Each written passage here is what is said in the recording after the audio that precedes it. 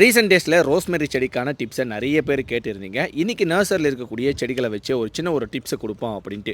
பொதுவாகவே இந்த செடிகளை நீங்கள் சின்னதாக கட்டிங்ஸ் மூலியமாகவே ரெடி பண்ணிட முடியும். அண்ட் முக்கியமான விஷயம் மண்கலவை.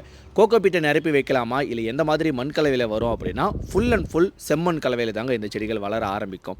ஃபுல் செம்மண் கலவையில் இந்த செடிகளை நடவு செஞ்சதுக்கப்புறம் அந்த வேரை ஷேக் பண்ணுறது, எடுத்து அந்த பக்கம் வைக்கிறது, இந்த பக்கம் வைக்கிறது, வேறு பிடிங்கி எடுத்து பார்க்குறது, இதெல்லாம் பண்ணிங்க அப்படின்னா கண்டிப்பாக வளரவே வளராது.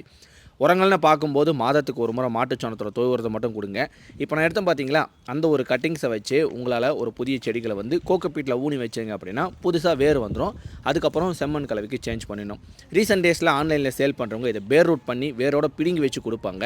100% பேர் ரூட் பண்ணிவிட்டு வந்துச்சு அப்படின்னா கண்டிப்பாக ஒரு செடி கூட உயிரோடு இருக்காது. நர்சரிக்கு டேரெக்டாக விசிட் பண்ணுங்கள். சின்னதாக ஒரு 20 ரூபா 30 ரூபா கவரில் சேல் பண்ணுவாங்க. அதை வாங்கிட்டு செம்மண் கலவையில் நடவு செஞ்சுக்கோங்க. இல்லை தம்பி நான் வாங்கினேன் அப்படின்ட்டு யாராச்சும் வாங்கியிருந்தீங்கன்னா ஆன்லைனில் உங்களோட எக்ஸ்பீரியன்ஸை ஷேர் பண்ணுங்கள். ஆன்லைனில் பர்ச்சேஸ் பண்ணுறவங்க வித்து கவரோட சாயிலோட கொடுக்குறாங்களா அப்படின்றத ட்ரை பண்ணுங்கள். இல்லை கட்டிங்ஸை ரெடி பண்ணி கொடுத்தாலும் ஓகே. கட்டிங்ஸில் வேறு இருந்துச்சா அப்படின்னா டேரெக்டாக எடுத்துகிட்டு நீங்கள் நடவு செஞ்சுக்கணுங்க. பட் நல்லா வளர்ந்த செடிகளை பிடுங்கி கொடுத்தா வளராது. தண்ணின்றது ரொம்ப அதிகமாக கொடுக்காம ஒரு 3 நாளைக்கு ஒரு முறை மட்டும் கொடுத்துட்ருக்கணும். ஒருவேளை உங்களோட செடிகள் ட்ரை ஆகிற கண்டிஷனுக்கு தண்ணி விடாமல் விட்டுட்டீங்க அப்படின்னா திரும்பி ரீடைன் பண்ணுறது ரொம்ப கஷ்டமான விஷயம். இந்த மாதிரி டிப்ஸ் வேணும் அப்படின்னா நம்மளோட ஐடியா ஃபாலோ பண்ணிக்கங்க. வீடியோவை சேவ் பண்ணி வச்சுக்கோங்க.